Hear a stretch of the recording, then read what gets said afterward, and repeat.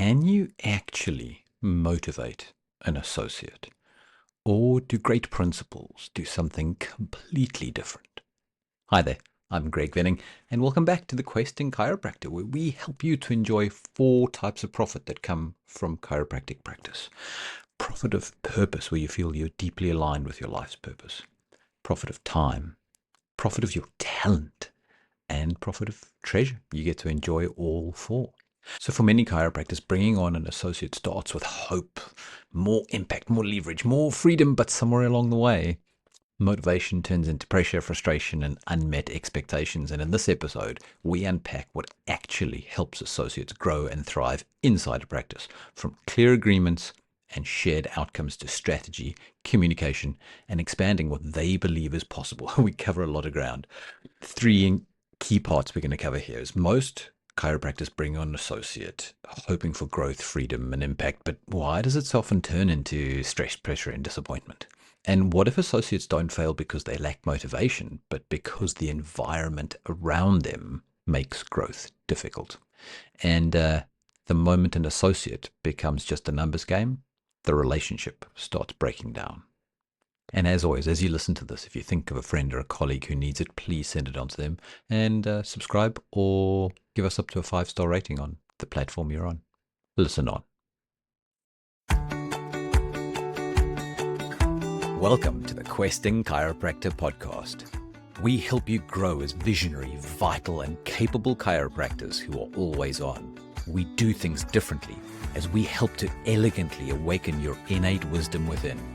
We help you create robust, predictable, and trustworthy practices that serve oceans of people and yet still have free time for yourselves and your families. We use neuroscience to deliver better business results so that you can get greater, deeper, and more effective impact in more ways. We are Questing Chiropractors, and this is our story. Welcome back to the Questing Chiropractor, and I am Greg Venning, and I'm with Nimrod. Nimrod, hello. Hey, Greg, good to be with you again for another fun chat. Yes, so the Questing Chiropractor today, we're talking about motivating associates. We've got key points we want to teach people, and we're going to dig right in. So Nimrod, associates in practice. Double-edged sword, right? Can do massive things in terms of growing a practice, but can also be a lot of extra work for principals. Yeah, gain or drain. Yeah, and I think a lot of principals might go into associate practice thinking they can get extra time off and earn extra money. In your view, what's the reality when that's the motivation that associates are brought on board for? Yeah, look, if time and money, which means free time, I assume, time away from the practice or time to focus on different things in the practice, those are secondary effects. And like anything in life, I think if we go into it for a secondary effect and we forget about first principles, they're really hard to come by and they're much more of a drudge. So, often we find that they actually take a lot more of our time and money until we find that sweet spot that we're coasting through beyond the pain of growth. Pain of growth, that's such a great way to put it, where the growth can be so rich and so amazing, but there is effort, time, energy, blood, sweat, tears that goes in on the other side. Now, I don't want to put people off having associate in the practice. Associates can be incredibly enriching to a practice when we have a frame of growth rather than a frame of harvest. What can I get from them? Yeah, and I think, you'd have to define what do you mean by growth for yourself and make sure, just check your own motivations there. We're talking about motivating. What are your own motivations for doing that? If that's aligned, especially with your values and with how things work in business, in practice, in nature, then growth will be something that comes, and we're along with that as an effect, eventually, more time, more money, more energy, more freedom, all of those lovely things that allow us to go on to do even bigger and better things in life. I think you touched on one of the principles we teach in Quest a lot, is that professional growth happens after personal growth. And somewhat like having children. Having associates will teach you a lot about yourself if you're willing to use it as a reflection, as a mirror on your own development. Okay, so let's go into the 4 parts we want to talk about. The first part is really leads on from what we've just said, is the first part of quote unquote motivating an associate, and really inspiring is probably a better way to put it, especially with this first one, is that all relationships are based on agreement. That's one of our Quest principles. And with our associates, we want to have an agreement of the outcomes that they want to achieve that would fit within what the practice wants to achieve, the practice purpose. And so agreement on outcomes is so important. What have you found doesn't work well with agreement on outcomes from principal to associate? Everything. No, let me frame that. So, I guess to give context to the listeners, probably a lot like you, my professional experience relating to associates is I've been an associate in practice where I was the only one, or where there were a number of associates, or where the owner owned a number of practices as well. So different formats there. And I've owned a couple of practices, and I've worked as a leader of associates as well. So, many different ways of relating with associates. Your experience is more or less the same, right? Yeah, working in Europe's largest chiropractic group, we had 21 practices. I helped with the management there. So working as an associate and seeing what went wrong and went right amongst 50 other associates, running my own multi-chiropractor associate-driven practice. And then, like you, also coaching for over a decade and really getting into the nitty-gritty of what's happening behind the scenes, not just chatting to people at seminars. Yeah. Yeah, and I guess, you can see it firsthand through our experience, whether as an associate or as a manager or as a leader, as a principal chiropractor, as an owner, and then also as coaches. I think we get to see such a breadth of that every single day. And I have to say, the chiropractic landscape has changed so much just in the last 5 years, COVID, post-COVID, and how everything is going now, AI and all of that, plus this younger generation coming into the profession. So, it helps so much that us as Quest coaches, we are still practicing. I think that's so beneficial. And we get to really relate to the challenges that our coachees bring to us. So to answer your question, what hasn't worked, there's probably 2 main groups of challenges that cause things not to work. One is where the principal hasn't defined things well enough for themselves. So that can be about where they want to go with the practice vision and values and statement of purpose, mission, whatever you want to call it, or hasn't defined well things like the roles and the purposes of each role and how that all fits. Or the other one is where they haven't really worked with the associates to clarify crystal clear agreements and expectations around the role. And that unfolds over time. So, even for me with my associates, just this week, we came across something that meant that it was good for us to sit down and have a chat about the agreement and refine it just a little bit. Not a big change, but it's an evolving thing. It's a dynamic thing. So it continues to evolve. And I guess the desire to come in and help the associate relationship build in this way is probably the biggest predictor of how well things do work or not. I think you touched on 2 layers of agreement there. And the one key one is the agreement of what the practice is about and why and its purpose, which is important. And then the second one is the agreement between the principal, between the practice and the associate. And the expectations game, you named it very clearly there. The expectations game is where this game is won or lost from the very beginning. And expectations both ways, principal to associate, associate to principal. And not just the associate, but the rest of the team, if there is a support team in the practice. Yeah. So it's really a game of clarifying expectations. And the quote that one of our questers brings out that just makes so much sense is, undeclared expectations are premeditated resentments. And we see these just breed in the background so much when we haven't clarified expectations. I've certainly seen principals try and drive associates' outcomes based on numbers first. This many visits a week by this point, this much collection by this point, this PVA by this point. And numbers aren't bad or wrong. However, most associates, most chiropractors are looking for the meaning and the development first. We spoke earlier about how it's personal development before professional development. The same is true of the associates. Now, if you have an associate who's chasing the numbers, that's all well and good. Maybe you need to help them with the meaning and the personal development in order to really fulfill the numbers they're chasing. So if we think about qualitative and quantitative outcomes, neither is good nor bad. Both together in conjunction, in context, is a useful thing to be aiming towards and communicating on. And then one last thing you touched on there is agreements change over time.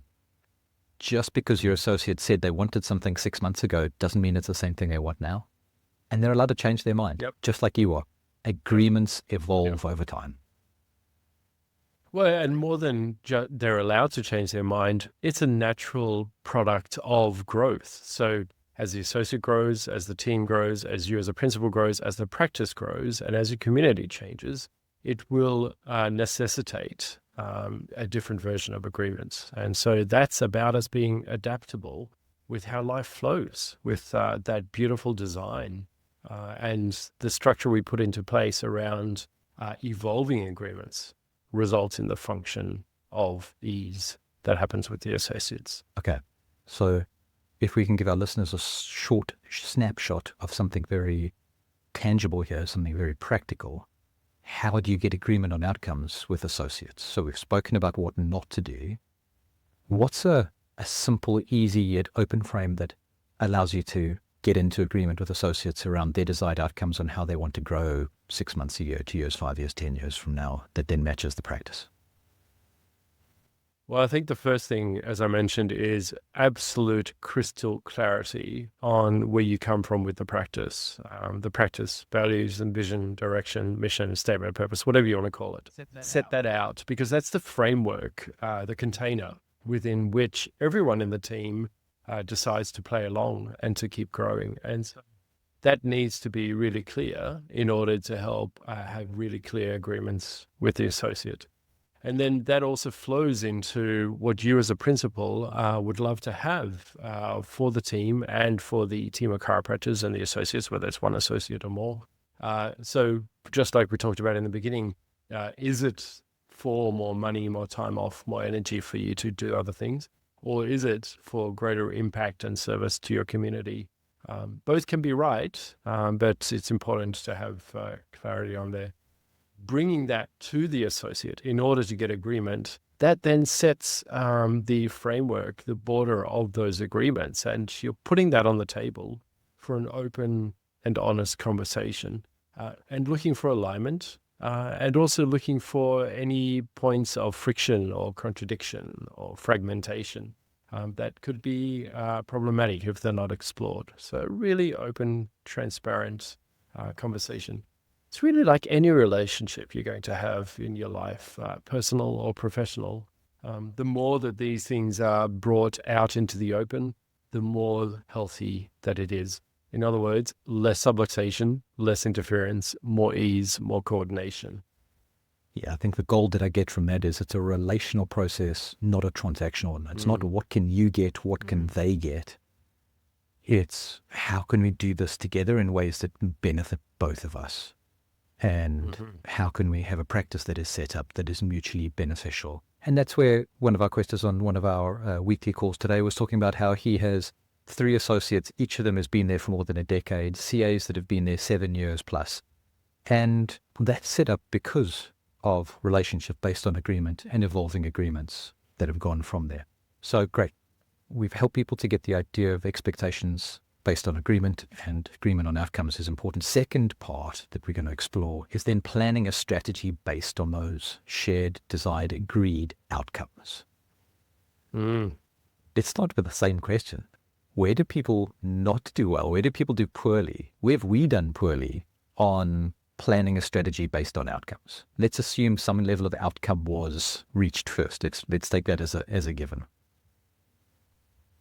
So just to understand that better, Greg, you mean that the associate is already in place? Yes.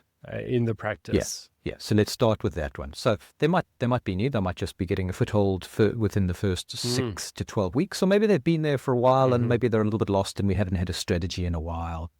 and it's time to kind of plan a strategy. And you and associate both agree, cool, they want to do this. It matches what the practice can do. Where does strategy planning go poorly? What are the common mistakes that you've seen in your experience? Yeah.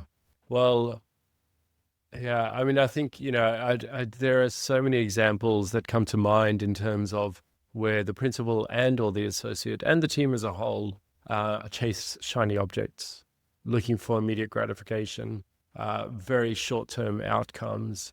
And so they're jumping from one thing to the next. And not only does that consume a lot of our time, energy, money, resources, frustrations, but also it means that we're setting ourselves up for failure, because whether we hit the target or not, we're always going to be moving to another target quickly.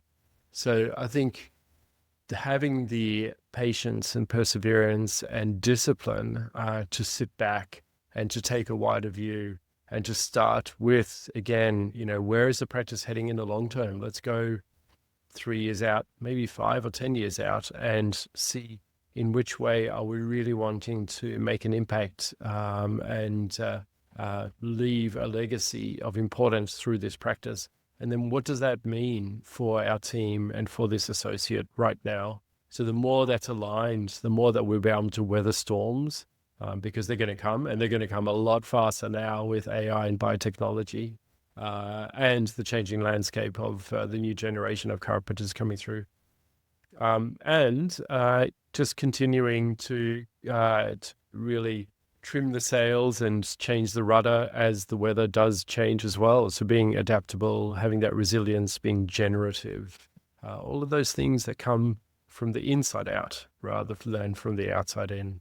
Okay, so the first part I got there was, first of all, if you want to plan a strategy, we need to be strategic, not opportunistic. As a first, and it's the bright shiny objects, the shiny object syndrome, that is an opportunistic way of thinking. And it doesn't mean we ignore all the new things coming along, but we don't need to be an early adopter of everything that comes our way. Yeah. Well, there's a strategy to deciding whether we incorporate it or not. Spot on. Yeah. There's the wider view. Don't let the tools, the tactics, the nuances of the moment drive the strategy. The strategy drives which tools we use and whether they strategically fit in what we want to do. So we're using this word strategy a lot, which is higher level planning. It is the 30,000 foot view. It's not the tactic, what do we do on the ground? That comes next. So once we have a shared outcome, it's looking at, great, between here and there, what path might get us there? What are some of the strengths of that path? What are some of the weaknesses? What could we look out for in advance? You're essentially doing some kind of almost a SWOT analysis to create this plan. And what's really useful is holding our weaknesses out in front of us at that point. If you're a practice that doesn't generate a lot of new people because maybe you have a higher PVA, then if the person wants to grow rapidly, you go, great. Well, then we need to change how our new person strategy generation comes about, because we tend to have that one. If you're a practice that maybe churns and burns through new people, well, then maybe the weakness is that you're not helping people to stay under care. Sometimes you might hear the word retention. We use the word ascension in that point. How can we ascend people through care so they stay under care for longer? And strategy is all about having strengths and weaknesses out in front of you so you can plan a most probable route. And then the second thing you said, which is really important, is make that adaptable. It's not set in stone. Just like the agreement can shift, the strategy can shift as well. Yeah, absolutely. And if you wanted a really nice parallel for this, it's just like someone starting out, a new practice member in your practice, starting out with you. You have an overall idea, an agreement around that, around where they want to go, and an idea on how to implement that. And best guess on how to make it successful.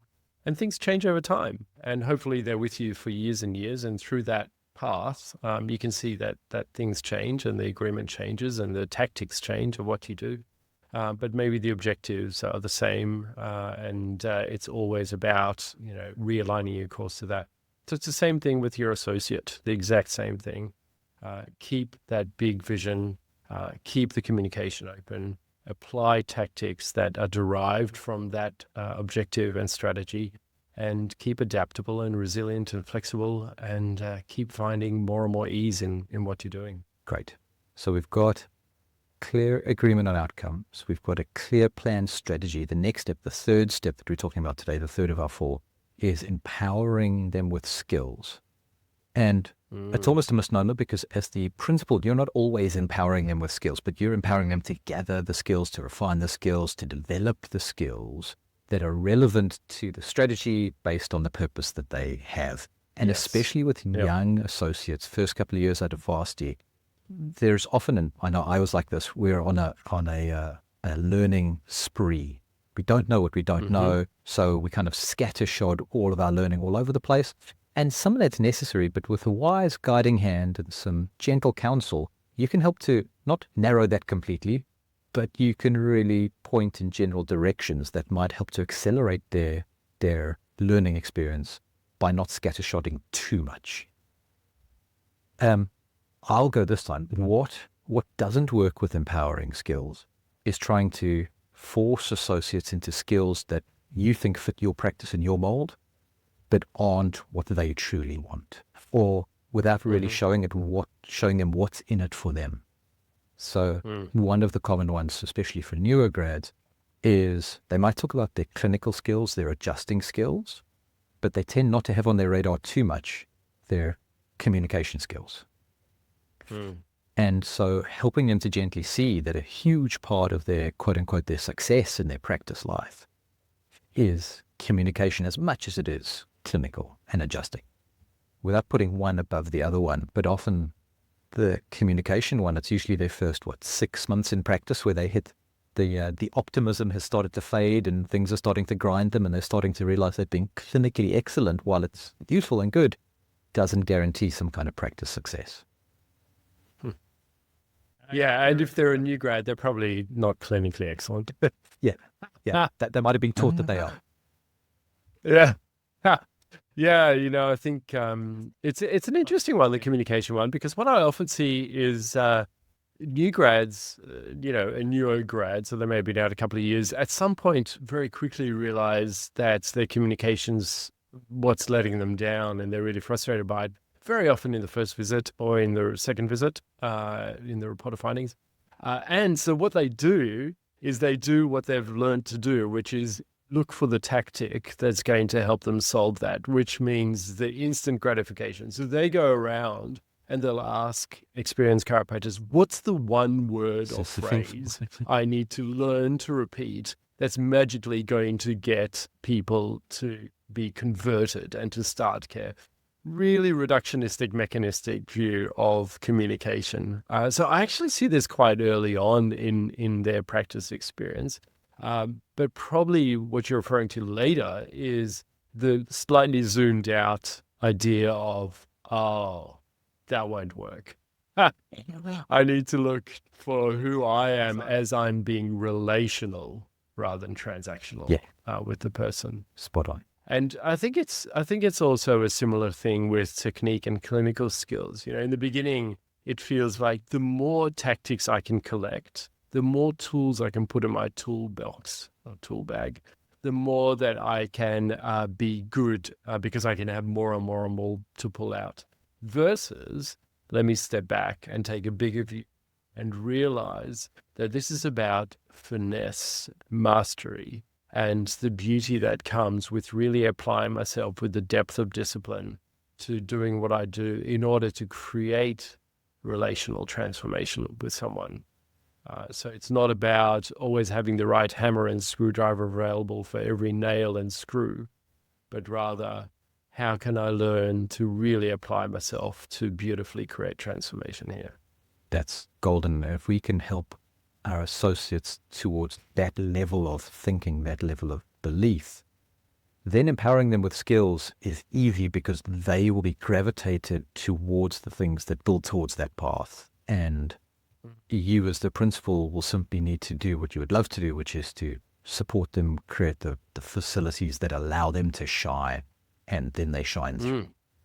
Okay, so expanding with skills is really about perception of going for depth rather than breadth is a really key thing for them to get. Okay. Last part, fourth part of this. which for me is one of the most joyous parts. I love seeing the light that goes on in everybody's eyes, but in associates particularly, when we get to help them to expand their vision of what's possible. So we've gone through a process of agreeing on outcomes, which is it's a heart-based conversation. And we've gone into the cerebral part of planning a strategy. Then we've gone into the experiential part of empowering with skills, where they figure out where their skill bases lack and where they might have built it up. And that takes us into the part where now they have experiences where chiropractic is bigger than they thought it was. And their abilities are starting to show the potential of touching towards that more and more. People are getting better faster. They're getting better dimensions of change than they thought before. And even if somebody isn't getting better faster, their understanding and their communication allows the person to stay under care for long enough to get the result that they were looking for. And this is a place where one of two things I reckon could happen. One is a person says, cool, this is good enough. Like, based on my experience of life, maybe this is good enough, or as good as it gets. I have a belief that this is as good as it gets. I'm seeing, 50 a week, and good chiropractor see 50 a week, and I'm good there. Or the second one says, wow, if I could do that, what else could I do? If chiropractic could do this, what else could it do? If I could do this in the practice, what else is possible? How do we guide associates towards that second frame? How do we guide associates towards transcending previous beliefs and experiences based on new experiences? Yeah. Well, I think this is going back to one of my first points. The more that we can explore from the inside out with the individual chiropractor, the associate, the more that their own hunger will be awakened in order to keep searching in reinventing bigger and more creative, generative ways. So I think this is such a great role for the principal chiropractor and the team and the wider profession to just keep inspiring the associate chiropractors to ask the question of what if, what else, what now, how else, and apply themselves in these more expansive and truly creative ways. The reason I get excited about this is this truly reflects the creative energy of the universe. This is creativity coming to its evolutionary point of its leading edge. And when we see that awaken in the associates, their mind just blows. I had one associate who came from a very mechanistic school, and the day that he realized that the subluxation has an afferent effect up through the vertebral segment into the spine, all the way through into the brainstem and the different levels of the cortexes, prefrontal cortex, and then all the way back down, his mind just blew because he thought he was just segmental efferent. And when he realized that what he's doing actually has the potential to change body, mind, soul, entire human being, and everyone else that's touched around that, in that 1 second, it set him on a path of hunger that was just voracious. And I think that as a team, as a principal, as a profession, this is where we have a huge responsibility to break the mold of these associates and their paradigm that they're in, and to keep inspiring them. And that really starts with us. Yeah, it does. And it's the experience of it that allows them to transcend their previous limitations. Whether it's been the school that's ingrained in limitation of what chiropractic is or isn't, how much you're allowed to earn, how much you're not to, how many people you're allowed to see, how much you're not to, whether it's their previous life experience that's done that. Their experience, once they were empowering themselves with the skills, if we can nurture them to be able to notice the differences that get made at that level, that's what really builds up to this in expanding their vision of what's possible and what they're capable of. And it's that improved capability, that improved sense of possibility, the word you used, reawakened a hunger that is, and I saw the look on your face. For listeners, you can hear what the sound in Nimrod's voice there, probably in mind when we think of ourselves and these other chiropractors going on this journey of discovering more of how big chiropractic is, how much it can do, how much we can help, how many we can help.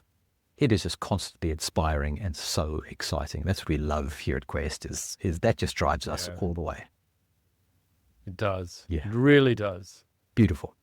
All right, Nimrod. So we have, if we think about the four, we have agreement on an outcome. We have planning a strategy. We have empowering with skills, and we have expanding their vision of what's possible. To finish off, to summate things for our listeners and our watchers, what would you put around that as the slightly greater context in which we go into this as practice principles? Tune into your buzz. If you're not buzzing as a principal chiropractor, there's some lovely work for us to help you with there. And if you are buzzing, if you're reverberating at an amazing level, if you yourself are generative and creative because of the way that you're aligned with something bigger and it comes through you to create something just wonderful and amazing and marvelous, then that will change your team, your associates, your practice, and your community. And please, we're here to help you do that. Yeah, if you're looking to create an associate-driven practice where you're co-creating with the associates this amazing practice that is better than each of you thought it could be, then Quest is your home. This is exactly what we do. This is who we help and how we help in that way. If that's your gig, please reach out to us. Comment wherever you're watching. If you're listening, reach out to us. And keep doing what you're doing. Find that buzz within yourself. Because what this leads to is the buzz within yourself leads to a higher level agreement with your associate as we redevelop this and run those same 4 steps the next time. The higher your level of buzz, your energy, the higher their perceived outcomes can be in your care while they're with you. Beautiful. Yeah. Nimrod, thank you. That is perfect for today. I appreciate you joining. I love the wisdom that you share here. And listeners, if you've enjoyed this at all, please consider sharing this with a friend or a colleague. Subscribe if you're watching it on YouTube. Give us up to a 5-star rating on the platform that you're with. It really does help us to create more content like this for you so we know exactly what you want and we can give you more of it. Thank you.